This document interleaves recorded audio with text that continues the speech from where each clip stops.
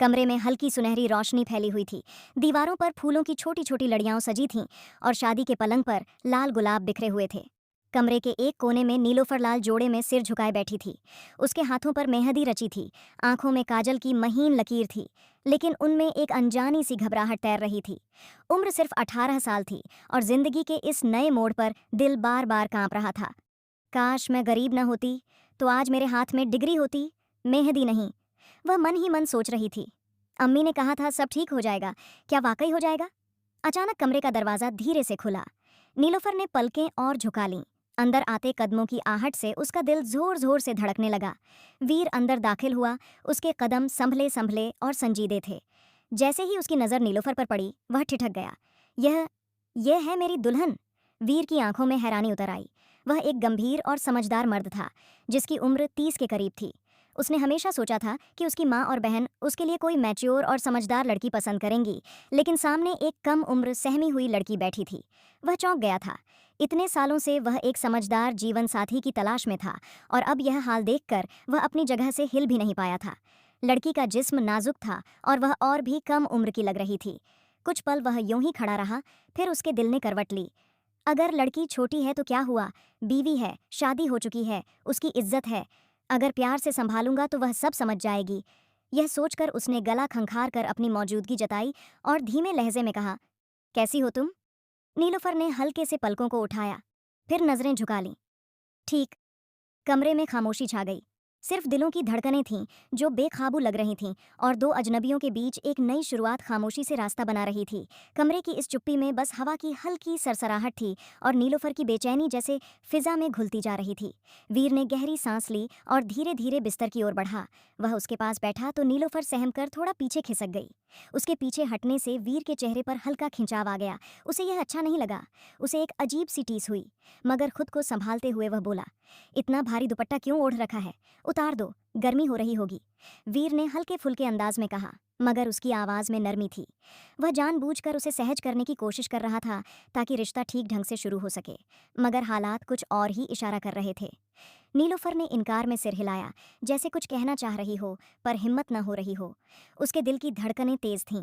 वीर कुछ पल उसे देखता रहा और फिर हल्की मुस्कान के साथ उसका हाथ पकड़ लिया, लेकिन नीलोफर और भी ज्यादा कांप गई और पीछे हट गई। वीर के माथे पर बल आ गया। उसकी आंखों में क्षणिक गुस्सा आया, लेकिन वह फिर नरम पड़ गया। क्या हुआ है? मैं तुम्हारा शौहर हूँ, इस तरह का बर्ताव क्यों कर रही हो? उसकी आवाज़ में शिकवा था, जिसे वह चाहकर भी छुपा नहीं पाया।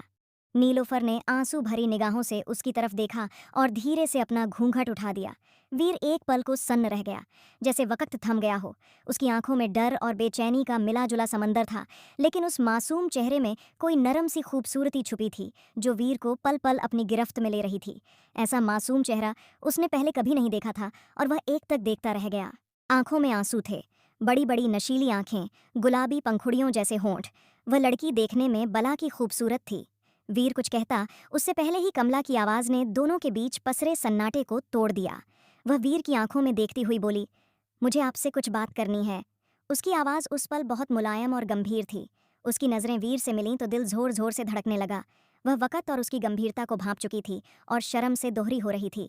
वीर ने गहरी सांस ली और अपने लहजे को और भी नरम करते हुए कहा, बोलो, तुम्हारी हर बात मानूंगा। वह थोड़ा और पास आया और एक हल्की मुस्कान उसके चेहरे पर खिल उठी।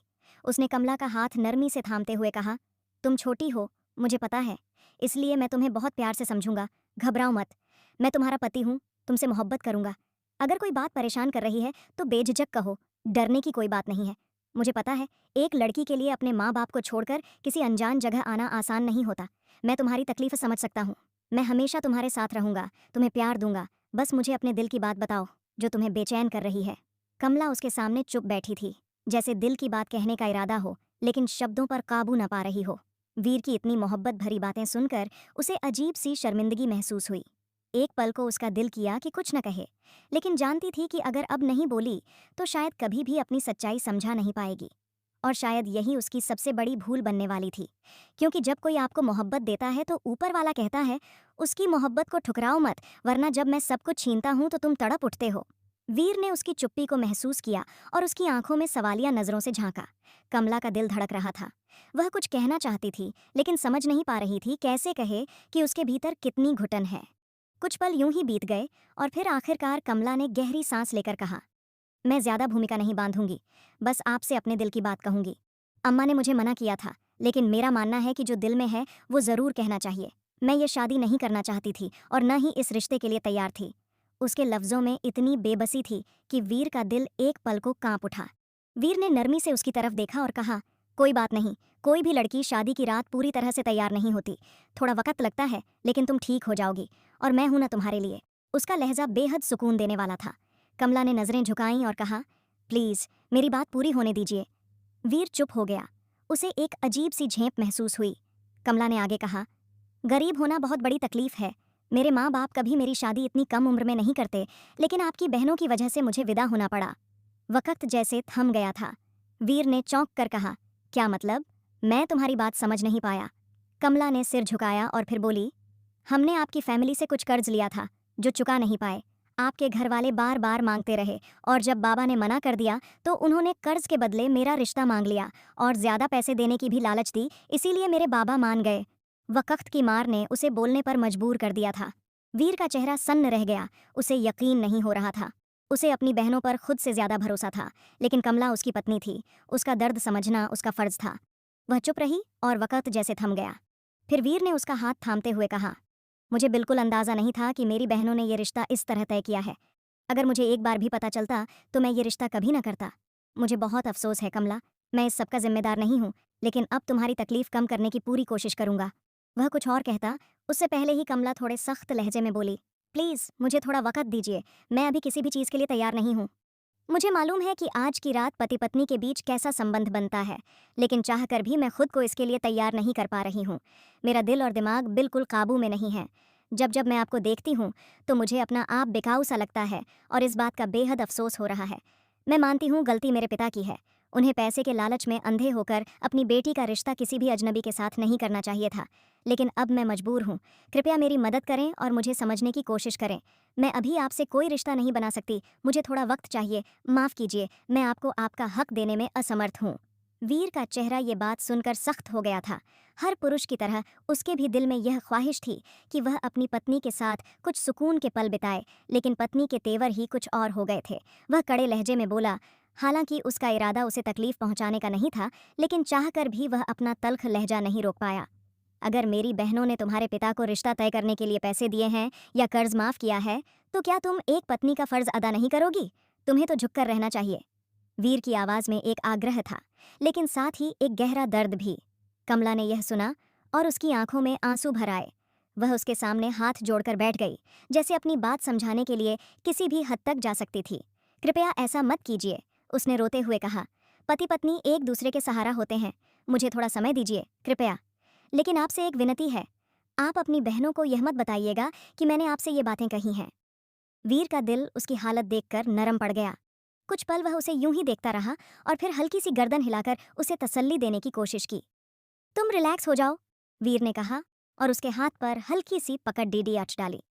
मैं किसी से कुछ नहीं कहूंगा, तुम आराम करो। उसका दिल अंदर से खाली हो चुका था। उसे कमला का यह अंदाज पसंद नहीं आया था, लेकिन वह मजबूर था। कमला की आंखों में थोड़ी राहत उतर आई थी, जैसे वीर की बातों ने उसकी बेचैनी को थोड़ा कम कर दिया हो। उसके भीतर की घबराहट थोड़ी शांत हो गई थी।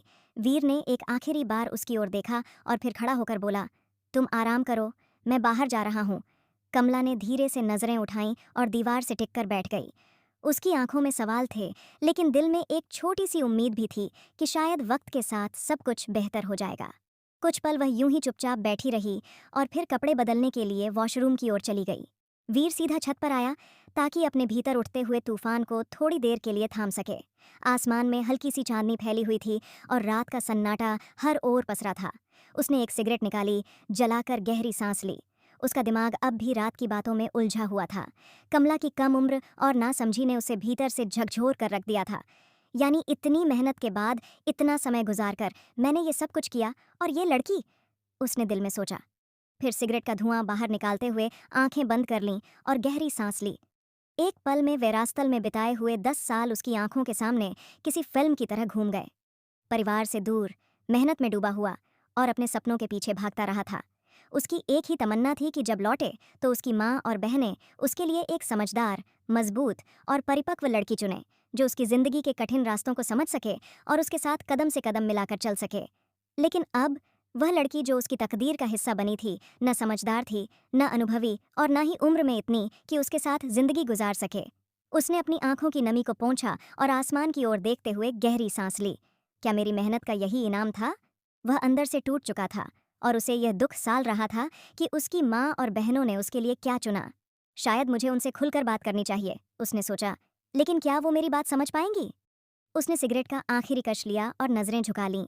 उसके दिल में एक गहरी अनिश्चितता की लहर दौड़ गई थी। उधर कमला का भी कुछ ऐसा ही हाल था।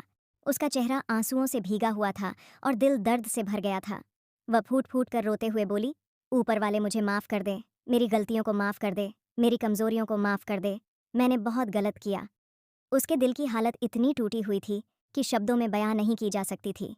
हे ऊपर वाले, मुझे मेरी कमज़ोरियों से मुक्ति दे, मेरी नादानी से बचा ले। मेरी मूर्खता की वजह से मैंने अपने पति को दुख पहुंचाया, मेरी चुप्पी ने उन्हें आहत किया। उनके दिल में मेरे लिए कोई नफरत न भरना, उनके दिल में सिर्फ प्रेम और समझदारी हो। मेरी बात सुन, मुझे हिम्मत दे ताकि मैं उनकी उम्मीदों पर खरी उतर सकूं और वह मेरे साथ समझदारी से पेश आएं। मैंने उनका हक अदा नहीं किया, मुझे माफ़ कर दे, मुझे थोड़ा वक्त दे दे। हे ऊपर वाले, मेरे पति का दिल नरम कर, उनके दिल में मेरे लिए कोई कड़वाहट न हो, मैं सुधर जाऊंगी। वह सच में शर्मिंदा थी। उसका अपना दिल भी इस सब के बाद संतुष्ट नहीं था, लेकिन अब वह खुद को बेहद मजबूर महसूस कर रही थी। जितने प्यार से वीर ने उससे बात की थी, वह सोचकर पछता रही थी कि काश उसने वीर के साथ अपना व्यवहार सही रखा होता। इधर सुदंडी देवी के कमरे में रात की खामोशी छाई हुई थी। वह बिस्तर पर आराम से लेटी थीं। शरीर में सरसों के तेल की खुशबू फैल रही थी और उनकी दोनों बेटियां रोशना और सुरगया पास बैठी थीं। कमरे में एक अजीब सा माहौल था। तभी शांता अंदर आई और आते ही बोली, अरे, पता है, मैंने वीर को छत पर जाते देखा। लगता है उस लड़की ने हमारे भाई को उनका हक नहीं दिया। यह तो सरासर गलत है। हम अपने भाई की खुशी के लिए उसे ब्याह कर लाए हैं, और ये लड़की बहुत ही नाटकबाज लगती है। शांता की बात से माहौल बदल गया। सुदंडी देवी उठकर बैठ गईं। उन्होंने तो पहले ही कहा था कि लड़की छोटी है, रिश्ता मत करो, लेकिन तीनों बहनों की जिद के आगे उनकी एक न चली। अब उन्हें चिंता हो रही थी। रोशना गुस्से में बोली, ये गांव की लड़कियां ऐसी ही होती हैं, इसका दिमाग तो मैं सुबह ठिकाने लगा दूंगी। अभी के लिए मैं अपने भाई को देखती हूँ। पता नहीं उस मनहूस लड़की ने उससे क्या कहा जो वो छत पर गया है। शांता ने सिर हिलाया, जबकि जनता चुप रही। वह वैसे भी इन मामलों में कम ही बोलती थी। बच्चों और घर गृहस्थी में उलझी जनता मायके कम ही आ पाती थी, लेकिन रोशना और शांता हर बात में दखल देना अपना अधिकार समझती थीं। रोशना तुरंत उठी और कमरे से बाहर चली गई। उसके चेहरे पर एक चालाक मुस्कान थी, जैसे कोई योजना बना रही हो। उसने बहुत सोच समझकर अपने इकलौते भाई के लिए बहू चुनी थी और अब वह उसी बहू से सारे हक भी वसूलना चाहती थी। वह सीढ़ियां चढ़ती हुई छत पर पहुंची, जहां वीर अपनी पीठ किए खड़ा था। उसने वीर के कंधे पर हाथ रखा और बोली, क्या हुआ, यहाँ क्या कर रहे हो? कमरे में नहीं गए? वीर ने कुछ देर की चुप्पी के बाद कहा, गया था, लेकिन थोड़ी देर बाहर आ गया हूँ। उसका लहजा सादा था। रोशना ने उसकी आंखों में बेचैनी देखकर पूछा, सब ठीक है ना? उस लड़की ने तुम्हें तुम्हारा हक दिया या नहीं? ये बात पूछना नामनसीब था, मगर वह बड़ी बहन थी, चुप नहीं रह सकी। वीर ने कड़वाहट से कहा, कौन सा हक? जो आप लोग मेरे लिए गांव से ले आए हो? सौगात? आपने मेरे साथ बहुत अच्छा किया। 10 साल मैंने विदेश में गुजारे, सोचा था कि आप लोग समझदारी से रिश्ता तय करेंगे, लेकिन यही दिया है आपने मुझे। वह अपनी नाराजगी रोक नहीं पाया।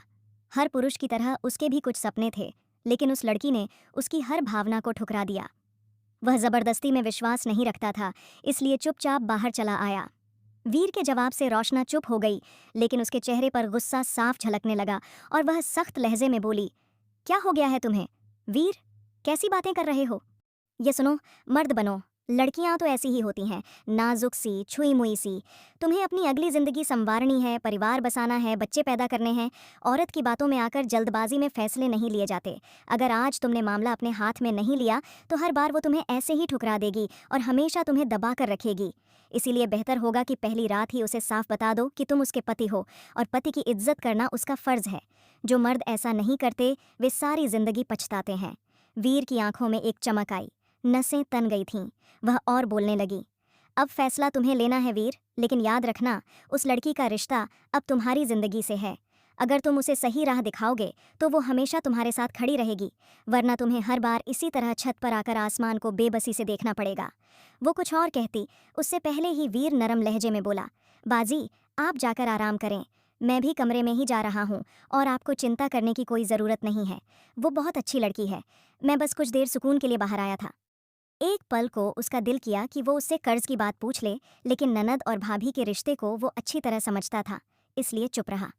रोशना सिर हिलाकर अपने कमरे की ओर चली गई और वीर भी अपने कमरे में आ गया ताकि सुकून से सो सके। कमरे में दाखिल होते ही उसकी नज़र सीधे बिस्तर पर पड़ी, जहां कमला गहरी नींद में सो रही थी, दुनिया से बेखबर। उसका दिल एक पल को थम सा गया। कमला के बाल चेहरे पर बिखरे हुए थे। वो धीरे धीरे कदम रखते हुए बिस्तर के पास आया और कमरे की खामोशी में सिर्फ उसके कदमों की आवाज़ गूंज रही थी, जो उसके मन में अजीब हलचल पैदा कर रही थी। जैसे ही वह पास पहुंचा, उसकी नज़रें कमला के चेहरे पर टिक गईं। वो वाकई बेहद खूबसूरत थी, इतनी कि कोई भी मर्द उसे देखकर अपना दिल रोक न पाए। वो कुछ देर बस उसे देखता रहा, फिर उसके पास बैठ गया। कुछ पल खामोशी के बीते, फिर उसने धीरे से उसके बाल पीछे किए। ये एक सहज हरकत थी, लेकिन जैसे ही उसने कमला को छुआ, वो चौंक कर उठ बैठी। वो हल्की नींद में थी, उसकी आंखों में डर था, दिल की धड़कन तेज हो गई थी। वह घबराकर पीछे हट गई और तेज आवाज़ में बोली, ये आप क्या कर रहे थे? क्या मेरी नींद का फ़ायदा उठाना चाहते थे? वीर ने उसकी बेचैन नज़रें देखीं और गहरी सांस लेकर बोला, मैं कोई दरिंदा नहीं हूँ। तुम्हारी इजाज़त के बिना तुम्हें छू भी नहीं सकता। काफ़ी देर से सोच रहा हूँ, क्या तुम किसी और को पसंद करती हो? ये सवाल उसके मुंह से बिना सोचे निकल गया। कमला इस सवाल पर सहम गई और उसकी तरफ देखने लगी। एक पल को उसके चेहरे पर हैरानी और उलझन की झलक उभरी। नहीं, मैं किसी को पसंद नहीं करती, वह अचानक बोल पड़ी। वीर ने उसके बदलते हाव भाव को गौर से देखा और कहीं अंदर से उसे सुकून मिला। मर्द हर बात सह लेता है, लेकिन अपने मुकाबले कोई दूसरा मर्द नहीं। उसने सुकून की सांस ली और कहा, सो जाओ, नींद आ रही है। उसने करवट ली और आंखें बंद कर लीं। उसकी पीठ अब कमला की ओर थी, लेकिन दिमाग में सवालों की गूंज अभी भी चल रही थी। उसे कब नींद आई, पता ही नहीं चला। रात धीरे धीरे बीत रही थी। सुबह की हल्की रोशनी में वीर की आंखें खुलीं। उसने कुछ पल छत को देखा, फिर उसकी नज़र कमला की तरफ गई, जो अब भी गहरी नींद में थी। वो गुलाबी रंगत वाली एक गुड़िया सी लग रही थी, जैसे उसकी बहनों ने उसके लिए बिल्कुल परफेक्ट लड़की चुनी हो। उसे देखकर लगता था जैसे वो कोई हूर हो, कोई भी मर्द उसे देखकर बहक सकता था। वीर का दिल एक बार फिर थम सा गया। वो बुदबुदाया, तुम कितनी खूबसूरत हो, जैसे कोई नकली गुड़िया। काश तुम में अकल होती, काश तुम मेरे जज्बात समझ पाती। उसके दिल में सवालों और अधूरे जज्बातों की लहर उठी। उसने सोचते हुए कमला के कंधे को धीरे से छुआ। उसके स्पर्श से कमला फिर बेचैन होकर जाग गई। वो सच में हल्की नींद सोने वाली थी। ये आप क्या कर रहे थे? वो फिर बोली। वीर मुस्कुराते हुए बोला, ये बीवियों का फर्ज होता है कि वो अपने शौहर को जगाए, और यहाँ तो उल्टा ही मामला है। आगे से अगर तुमने ऐसा न किया तो मुझे सख्ती करनी पड़ेगी। आज के बाद कोई लापरवाही नहीं चलेगी। वो अपने जज्बात छुपाते हुए खड़ा हो गया। वो एक 30 साल का समझदार मर्द था, जिसे अपने जज्बातों को कैसे छुपाना है अच्छे से आता था, लेकिन दिल ही दिल में उसे तकलीफ हो रही थी। इतनी लंबी जिंदगी के इंतजार के बाद जो उसे मिलना था, शायद वो नहीं मिला। शायद उसके लिए अभी और भी कई इम्तिहान बाकी थे। उसने एक निगाह बिस्तर की ओर डाली तो वह तुरंत बाथरूम में चली गई। वह भी सिर झटकते हुए दूसरे वॉशरूम की ओर बढ़ गया। वक्त उसे उसकी मंजिल की ओर धीरे धीरे ले जा रहा था। वलीमे की रस्म खत्म हो चुकी थी और रात का सन्नाटा कमरे में उतर चुका था। चारों ओर एक अजीब सी शांति थी, मगर इस शांति के पीछे हल्की सी बेचैनी भी छुपी थी। वो खामोशी से वॉशरूम से बाहर निकली। उसके हर अंदाज में झिझक साफ झलक रही थी। भूरे रंग के हल्के से नाइटी में, खुले बालों और नंगे पांव जब वह कमरे के फर्श पर चली तो उसकी हर आहट किसी साज की तरह वीर के दिल में गूंजने लगी। वीर सोफे पर अधलेटा बैठा था, एक हाथ से बालों को सहला रहा था और दूसरे हाथ में बंद किताब उसकी गोद में रखी थी। दरवाजे की ओर उसकी निगाहें थीं। वह धीमे कदमों से चलते हुए उसके पास आकर बैठी, हिचकिचाहट भरी नज़रों से उसे देखा, फिर नज़रें झुकाकर धीरे से बोली, मुझे आपसे कुछ कहना है। आज वलीमे की रस्म में उसने हर पल उसका ख्याल रखा था, एक भी पल उसे अकेला नहीं छोड़ा था। वह उसका भरोसा जीतना चाहता था ताकि रिश्ता प्यार और समझदारी से आगे बढ़े। वीर के होठों पर मुस्कान आ गई। उसने बड़ी नरमी और अपनत्व से उसे देखा, मानो उसकी हर बात सुनने को तैयार हो। फिर थोड़ा झुक कर बोला, बोलिए, आपके लिए तो हमारे कान हमेशा हाजिर हैं। उसकी आवाज़ में जो अपनापन था, उसने उसे पल भर के लिए हैरान कर दिया। उसने वीर की ओर देखा, नज़रों में शुक्रगुजारी, हैरानी और थोड़ी उलझन भी थी। फिर धीरे से बोली, हमारे परिवार में एक रस्म है। वलीमे के बाद सुबह भाई आकर बहन को मायके ले जाता है। एक दिन के लिए ही सही, लेकिन ये रस्म बहुत अहम मानी जाती है। मगर आपकी बड़ी बहन ने मना कर दिया है। वह कहती हैं कि मुझे कहीं नहीं जाना चाहिए, लेकिन अगर मैं नहीं गई तो मेरे घर वाले बुरा मानेंगे। वो कहेंगे कि दामाद ने बेटी को अपने कब्जे में ले लिया। वीर ने गौर से उसके चेहरे को देखा। आंखों में उलझन, होठों पर विनती और आवाज में मासूमियत थी। वह हल्का सा मुस्कुराया और शरारत से बोला, वैसे इस मामले में तो जालिम बनने का मन कर रहा है, क्योंकि तुम्हारे बिना रहना बड़ा मुश्किल है। वह शर्म से सिमट गई, पलकों की छांव में चेहरा छुपा लिया। चेहरे पर मासूम सी झेंप और घबराहट थी। वीर को उसका यह रूप बेहद भाया। वह थोड़ा झुककर नर्म लहजे में बोला, अच्छा ठीक है, चली जाना, लेकिन सिर्फ 2 दिन के लिए।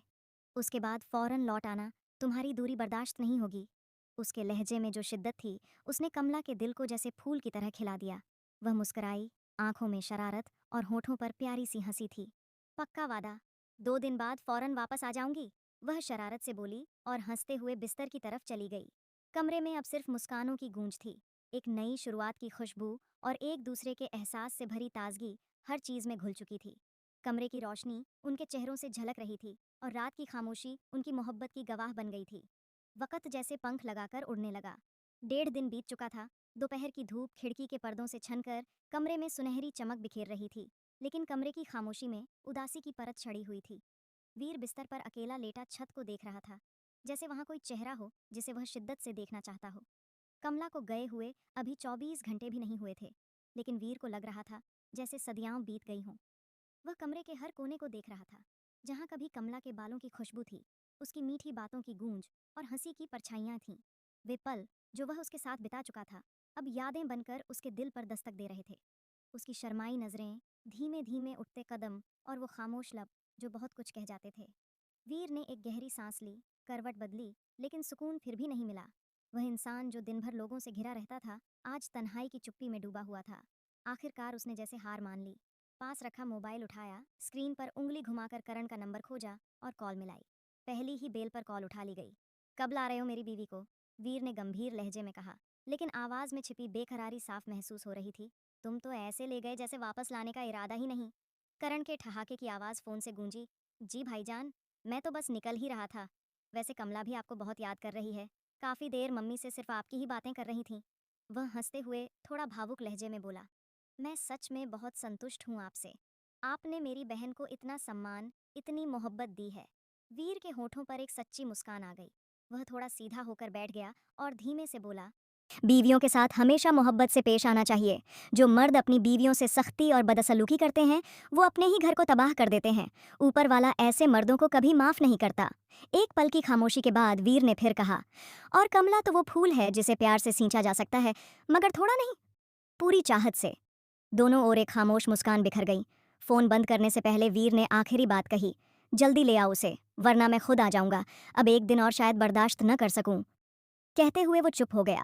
कमरे में हल्की खामोशी थी। धूप की किरणें पर्दों से छनकर कालीन पर सुनहरी लकीरें बना रही थीं।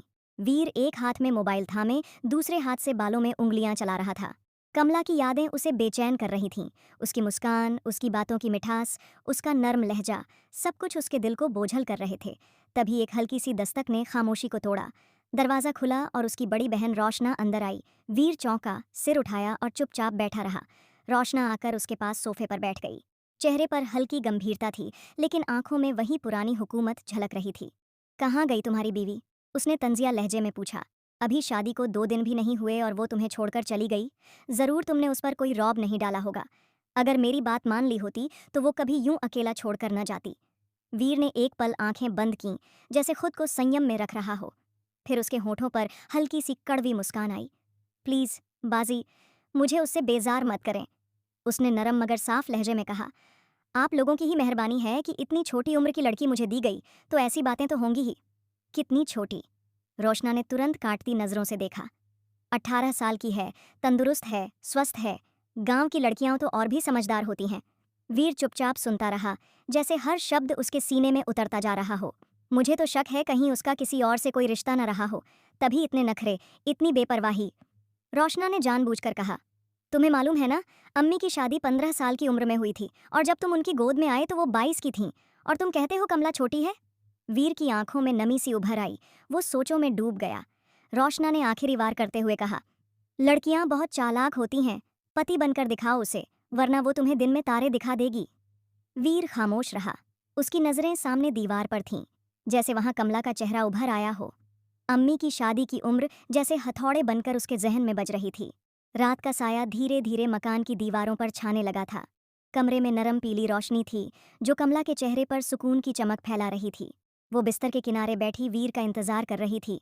हर पल की टिक टिक उसकी बेचैनी बढ़ा रही थी। जैसे ही दरवाजे की हल्की सी आवाज आई, वो खिल उठी। चेहरे पर मुस्कान, आंखों में चमक। आप आ गए। वो चहकते हुए उसकी ओर बढ़ी। मैंने आपको बहुत याद किया, सब भी आपकी बहुत तारीफ कर रहे थे। लेकिन उससे पहले कि वो कुछ और कह पाती, वीर बिना कोई जवाब दिए, बिना एक नजर डाले सीधे वॉशरूम की ओर बढ़ गया। कमला की मुस्कान जैसे वहीं थम गई। वो कुछ पल स्तब्ध खड़ी रही, जैसे किसी ने उसके सीने पर बोझ रख दिया हो। वक्त जैसे जम गया था। कमरे में फिर से खामोशी छा गई थी। बस वॉशरूम से पानी की आवाज़ सुनाई दे रही थी। कमला के चेहरे पर अब चिंता की रेखाएं गहराने लगीं। वो धीरे से बैठ गई। उसकी नज़रें दरवाजे पर अटकी थीं। कुछ देर बाद वॉशरूम का दरवाज़ा खुला। वीर बाहर आया। चेहरे पर कोई भाव नहीं। वो चुपचाप बिस्तर की ओर बढ़ा।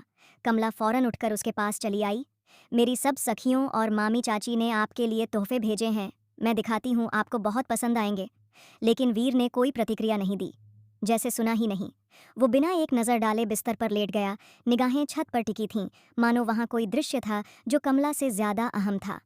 कमला की सहन शक्ति अब जवाब देने लगी थी। वो तेजी से आगे बढ़ी, वीर के पास जाकर खड़ी हो गई। क्या बात है आपको? उसकी आवाज़ कांप रही थी, लेकिन वो खुद को मजबूत दिखाने की कोशिश कर रही थी। आप ऐसे क्यों कर रहे हैं? जाते वक्त तो आपने कहा था कि 2 दिन भी बर्दाश्त नहीं होंगे, और अब जैसे मैं कोई अजनबी हूं आपके लिए। वीर ने आंखें बंद रखीं, लेकिन उसके दिल की दीवारों पर कमला की आवाज़ें गूंज रही थीं। वो खामोश था, मगर उसकी चुप्पी में एक बगावत थी। शायद किसी और की बातों का जहर था जो दिल को जकड़ चुका था। कमला थोड़ा झुककर फिर बोली, अगर मुझसे कोई गलती हुई है तो बताइए, ऐसे खामोश रहकर सज़ा न दीजिए। मैं सच में बहुत परेशान हूँ। इस बार वीर की आंखें खुलीं, लेकिन उनमें वह नरमी और अपनापन अब बुझ चुका था। उसने गहरी सांस ली और धीमे स्वर में बोला, मुझे थकावट है कमला, सोने दो। कमला की आंखों में आंसू चमकने लगे। वह चुपचाप पीछे हट गई, जैसे किसी अदृश्य दीवार ने उसे धकेल दिया हो। वो जान चुकी थी कि कुछ बदल चुका है, और अब यह खामोशी किसी तूफान का इशारा दे रही थी। कमरे में सन्नाटा गहराता जा रहा था। बाहर रात की खामोशी दीवारों से टकरा रही थी। कमला एक कोने में खड़ी वीर के बदले व्यवहार को समझने की कोशिश कर रही थी, जो बिस्तर पर करवट लिए लेटा था। उसके मन में सैकड़ों सवाल उठ रहे थे। वह हिचकते हुए बेड के पास आई, उसकी ओर झुक कर बोली, क्या हुआ है आपको? आप ऐसा व्यवहार क्यों कर रहे हैं? आप तो मुझे अच्छे से विदा करके आए थे, फिर अब क्या बदल गया? वीर ने कोई उत्तर नहीं दिया, बस करवट बदल ली, जैसे उसकी बात सुनना भी गवारा न हो। कमला का दिल तड़प उठा। वह दूसरी ओर जाकर उसके सामने खड़ी हो गई।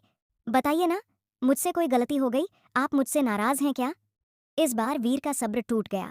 वह गुस्से में उफनता हुआ उठ बैठा। आंखों में गुस्से की चिंगारियां थीं और लहजा बेहद सख्त था।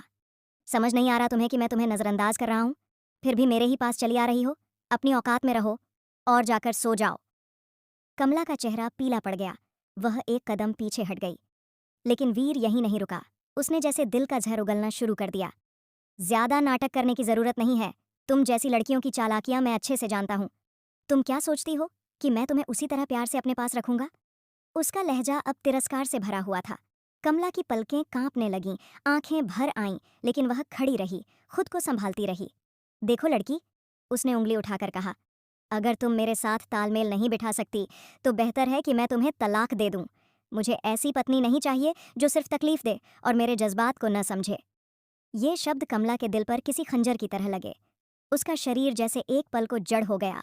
वो सिर्फ उसे देखती रही, जैसे विश्वास न हो रहा हो कि ये वही इंसान है जिसने मोहब्बत का वादा किया था। वीर ये कहकर गुस्से में चादर ओढ़कर लेट गया। कमरे में फिर वही सन्नाटा पसर गया, लेकिन अब ये खामोशी तूफान के बाद की वीरानी जैसी थी। कमला धीरे धीरे पीछे हटती हुई दीवार के पास जाकर खड़ी हो गई। उसकी आंखों से खामोश आंसू बहने लगे। वो बस एक सवाल सोच रही थी, आखिर मैंने ऐसा क्या कर दिया कि मुझे ये सज़ा मिली? 2 दिन पहले तक सब कुछ ठीक था, लेकिन उसकी वापसी के बाद जैसे सब कुछ बदल गया था। रोशना की बातों ने वीर के दिल में जहर भर दिया था। अम्मी 15 साल की थीं। यही बात उसके जहन में गूंज रही थी। रात की तारीकी अब भी पूरी तरह छंटी नहीं थी। कमरे में हल्की नीली रोशनी बाहर से छनकर आ रही थी। कमला सोफे पर बैठी चुपचाप रो रही थी। उसके जिस्म से बेबसी झलक रही थी। वीर की नींद उसके सिसकियों से टूटी। उसने आंखें खोलीं और इधर उधर देखा। फिर वह धीरे से उठा और चुपचाप उसके पास जाकर बैठ गया। कमला ने आंसू पोंछे और जैसे ही उठने को हुई सामने वीर को देखा तो चौंक गई। चेहरे पर घबराहट और हैरानी के मिले जुले भाव थे। वीर ने नर्म लहजे में पूछा, क्यों रो रही हो? तुम्हारे चेहरे पर सारा जहां दुख लिखा है, कुछ तो कहो, क्या हुआ है? उसका स्वर वाकई चिंता से भरा हुआ था। सच्चा प्यार ऐसी ही चीज है, अगर आपका महबूब तकलीफ में हो तो आप कभी चैन से नहीं रह सकते। कमला ने नजरें झुका लीं, होंठ कांपने लगे। फिर धीरे से बोली, आप जो करना चाहते हैं कर लीजिए, अगर संबंध बनाने हैं बना लीजिए, लेकिन मुझे तलाक मत दीजिए। उसकी आवाज़ कांप रही थी। तलाक का नाम ही उसकी रूह को हिला रहा था। वीर हतप्रभ रह गया। उसने अंदाज़ा भी नहीं लगाया था कि उसके कहे शब्दों ने कमला के दिल में कितना डर भर दिया है। गांव में तलाकशुदा लड़कियों को अच्छा नहीं समझते, वे उम्र भर तानों के साथ जीती हैं। मैं तलाक नहीं चाहती। उसकी आवाज़ कांप रही थी।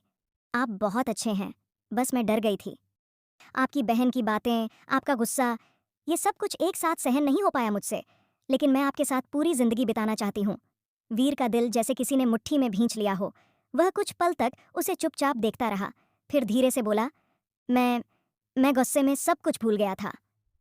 कमला की आंखों से आंसू बह रहे थे। वह सिर झुकाए ऐसे बैठी थी जैसे किसी सजा का इंतजार कर रही हो। देखो कमला, उसने नरमी से उसका हाथ थामते हुए कहा, मैं भी तुम्हें कभी नहीं छोड़ूंगा। मुझे अफसोस है कि मैंने तुम्हें इतना डरा दिया। तुम बिल्कुल चिंता मत करो, मैं वादा करता हूँ ऐसा कुछ नहीं होगा। लेकिन कमला की सिसकियां जारी रहीं। वीर ने उसे अपने करीब किया, उसके सिर पर हाथ रखा। बस, अब चुप हो जाओ, मैं हूं ना, तुम्हारा पति। अब कुछ भी बुरा नहीं होगा। सॉरी। वह उसे ऐसे संभाल रहा था जैसे कोई टूटा हुआ परिंदा गोद में लेकर दिलासा दे रहा हो। उसके दिल में सुकून की हल्की सी शुरुआत हो चुकी थी। दोपहर की धूप मध्यम हो चुकी थी, पर गर्मी अब भी बरकरार थी। दरवाजा धीरे से खुला और वीर रंग बिरंगे फूलों का गुलदस्ता हाथ में लिए अंदर दाखिल हुआ। ऑफिस में उसे चैन नहीं आ रहा था। अपनी पत्नी के आंसू वह किसी कीमत पर सहन नहीं कर सकता था। लेकिन जैसे ही उसकी नज़र कमरे के बीचों बीच पड़ी, वह ठिठक कर रुक गया। कमला झुकी हुई थी, हाथ में गीला कपड़ा था और वह फर्श पोंछ रही थी। दुपट्टा कंधे से सरक गया था, बाल बिखरे हुए थे, चेहरा पसीने से तर और थका थका लग रहा था। वीर के चेहरे पर हैरानी उभरी। वह तेजी से उसकी तरफ बढ़ा और पास बैठ गया। ये क्या कर रही हो तुम? उसकी आवाज में हैरानी और नाराजगी थी। कमला चौंक गई, उसके चेहरे पर घबराहट आ गई और उसने जल्दी से सिर उठाया। आपने डरा दिया मुझे। पोंछा लगा रही थी। आप कब आए? वीर ने संजीदा लहजे में जवाब दिया। अभी अभी आया हूं, लेकिन मेरी पत्नी की ये हालत, ये क्या हाल बना रखा है? उसने नरमी मगर सख्ती से कमला के हाथ से कपड़ा ले लिया और उसे सोफे पर बिठा दिया। इधर बैठो। वह उसके चेहरे और हुलिये को गौर से देखते हुए बोला, क्या हुआ है तुम्हें? ये बाल ऐसे बिखरे क्यों हैं? कपड़ों पर दाग, और ये हुलिया, कहीं से नहीं लग रहा कि तुम वीर की पत्नी हो। कमला ने सिर झुका लिया। आवाज़ धीमी हो गई। बड़ी दीदी ने कहा है कि घर के सारे काम मुझे ही करने हैं, तो जल्दी जल्दी सब निपटा रही थीं। आपको कुछ चाहिए था? वीर ने गुलदस्ता एक तरफ रख दिया, फिर उसकी तरफ ध्यान से देखा, जैसे उसकी हर भावना को पढ़ने की कोशिश कर रहा हो। अचानक वह चुपचाप उठा और माँ और बहन के कमरे की ओर बढ़ गया। उसके कदमों की आहट किसी तूफान के आने की खबर दे रही थी। अब वह सवाल करने वाला था, जब घर में नौकरानी है तो मेरी बीवी से काम क्यों करवाया जा रहा है? अभी तो शादी को वक्त ही कितना हुआ है? कमला ने पीछे मुड़कर देखा। कुछ कहने को होंठ हिले, लेकिन शब्द जुबान तक न पहुंच सके। वीर तेज कदमों से माँ के कमरे की ओर बढ़ रहा था। भीतर एक तूफान उमड़ रहा था, गुस्सा, हैरानी और बेचैनी। उसके जहन में बस एक ही सवाल घूम रहा था, मेरी पत्नी के साथ ऐसा सुलूक क्यों? जैसे ही वह दरवाजे के पास पहुंचा, उसके कदम रुक गए। दरवाजा पूरी तरह बंद नहीं था, अंदर की बातें साफ सुनाई दे रही थीं। बहुत अच्छी लड़की चुनी है हमने। रोशना की आवाज हंसी के साथ गूंजी। सूरज्या, तुम देखना, ये कमला बहुत अच्छी साबित होगी काम में। अंदर सूरज्या भी हंसी। सच कह रही हो आप ही। अगर कोई शहर की पढ़ी लिखी लड़की आती ना, तो वीर को अपने साथ ले जाती। उसका दिमाग ही खराब हो जाता। अभी तो देखो, सब कुछ हमारे हाथ में है। रोशना फिर बोली, हाँ ना, अब जब हम घर से बाहर होंगे तो ये लड़की मम्मी का भी ध्यान रखेगी, घर के काम भी करेगी। और वीर, वीर तो इसे दिल में जगह देगा ही नहीं। और क्यों दे? सूरज्या ने ताना कसते हुए कहा। हक ही नहीं दे रही वो उसे। ठीक ही है, ऐसे ही बेरुखी रही तो बच्चों का झंझट भी नहीं होगा। रोशना की आवाज में अचानक गंभीरता आ गई। बस अफसोस यही है कि वीर पढ़ा लिखा है, लेकिन वह भी हमारे जैसा निकला। पर खैर, हमें तो मुफ्त में नौकरानी मिल गई है, अब सुकून ही सुकून होगा जिंदगी में। दरवाजे के बाहर खड़ा वीर ये सब सुन चुका था। उसके चेहरे का रंग बदल गया था, आंखों में गुस्से की चिंगारियां जल उठी थीं, मुट्ठियां भींच गईं, जैसे लहू की रवानी रुक गई हो। दिल की धड़कनें तेज हो गई थीं। वह एक पल के लिए सांस रोक कर खड़ा रहा। जैसे खुद को रोकने की आखिरी कोशिश कर रहा हो। उसे यकीन नहीं हो रहा था कि जिन रिश्तों को वह सम्मान और विश्वास का प्रतीक मानता था, वो इतनी बेरहमी से किसी की जिंदगी से खेल सकते हैं। वीर की आंखें नम हो गईं, मगर वह आंसू बेबसी के नहीं, गुस्से के थे। उसने गहरी सांस ली, कदम पीछे खींचे और तेजी से अपने कमरे की ओर लौट गया। अब वह चुप नहीं रहने वाला था। अब कमला सिर्फ उसकी जिम्मेदारी नहीं, उसकी इज्जत, उसकी मोहब्बत बन चुकी थी, और अब कोई भी उसे यूं रौंद नहीं सकता था। सुबह की धूप की नर्म किरणें किचन की खिड़की से अंदर आ रही थीं। कमला हाथ में आटा लिए हल्की सी मुस्कान के साथ पराठे बेल रही थी। दिल कुछ शांत सा था। शायद कल रात की बातचीत ने उसकी टूटी उम्मीदों को फिर से जोड़ दिया था। तभी पीछे से वीर की आवाज आई। कमला, बाहर आने को कहा गया तो वह झट से आटे से हाथ धोकर दुपट्टा समेटते हुए बाहर आई। दरवाजे पर कदम रुक गए। सामने वीर खड़ा था और उसके बगल में एक भारी कद की, गहरी आंखों वाली, व्यवस्थित कपड़ों में एक आत्मविश्वासी अजनबी महिला।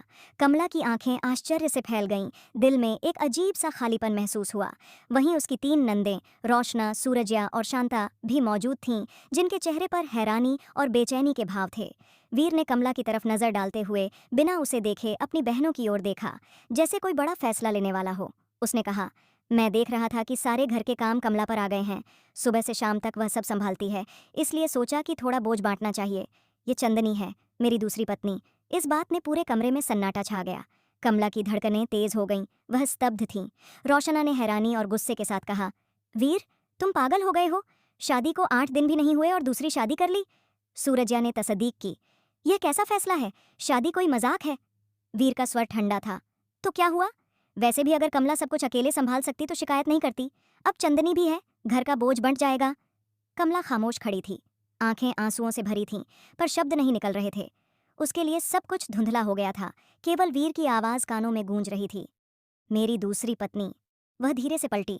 कदम भारी थे, लेकिन गरिमा बरकरार थी। वह भीगी आंखों और थरथराते होठों के साथ चुपचाप रसोई की ओर चली गई, जहां कुछ समय पहले आटे में मोहब्बत गूंथी जा रही थी। अब केवल खामोशी और दर्द की गंध थी। रात का सन्नाटा छाया हुआ था। कमरे में आते ही उसकी नज़र कमला पर पड़ी, जो जमीन पर बैठी थी। उसका चेहरा आंसुओं से भीगा था और मन में एक कड़वाहट थी।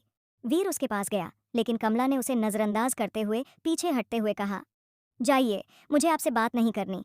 आपने दूसरी शादी कर ली। अगर आप मुझसे कहते कि आपको क्या चाहिए तो मैं देती। मैं आपसे प्यार करने लगी थी। वीर, आपने मेरे साथ ऐसा क्यों किया? उसकी बातों में गुस्सा था। वीर की आंखों में एक चमक आई और वह जोर से हंस पड़ा। कमला हैरान थी। क्या हुआ? उसने पूछा। वीर बोला, माफ करना, मैंने सच नहीं बताया। मैंने दूसरी शादी नहीं की। मेरी बहनें तुम्हें नौकरानी के तौर पर घर में लाई हैं, जो मुझे मंजूर नहीं। मैं तुमसे प्यार करने लगा हूं और अपनी मोहब्बत को बेइज्जत होते नहीं देख सकता।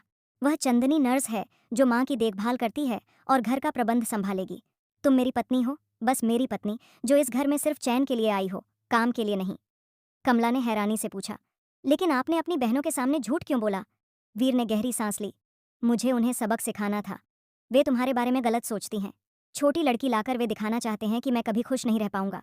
लेकिन वे नहीं जानते कि अगर दिल से प्यार मिले तो कोई भी महिला किसी भी आदमी का दिल जीत सकती है। कमला की आंखों में आंसू थे। दिल हल्का होने लगा था। उसने अचानक कहा, मुझे भी आपसे एक सच कहना है। हिचकिचाते हुए बोली, आपकी बहनों ने हमसे कोई रकम नहीं ली। बस जो कर्ज था वह माफ किया। मुझे माफ कर दो। वीर, मैंने झूठ बोला क्योंकि मैं डरी हुई थी। वीर ने उसे और करीब खींचते हुए कहा, मुझे पता था, कोई बात नहीं। तुम छोटी हो, लेकिन अब समझदारी दिखाओ, ये जिंदगी का हिस्सा है। उसने कमला का चेहरा प्यार से थाम कर माथे पर एक प्यारा किस किया। कमला की आंखों में सुकून आ गया था। जो बोझ उसने कई दिन छुपाए रखा था, हल्का हो गया था। कुछ दिन बाद उसने पढ़ाई जारी रखने की इच्छा वीर से बताई, जो उसने तुरंत स्वीकार कर ली। वह प्रोफेसर था, अपनी पत्नी की बात टालता क्यों? कुछ दिन बाद उसकी बहनें भी चली गईं। दिल में सुकून उतर आया था। जिंदगी सही राह पर चल पड़ी थी। जो ऊपर वाले से शिकायत कर रहा था कि उसके लिए कैसा फैसला हुआ है, वह उसी फैसले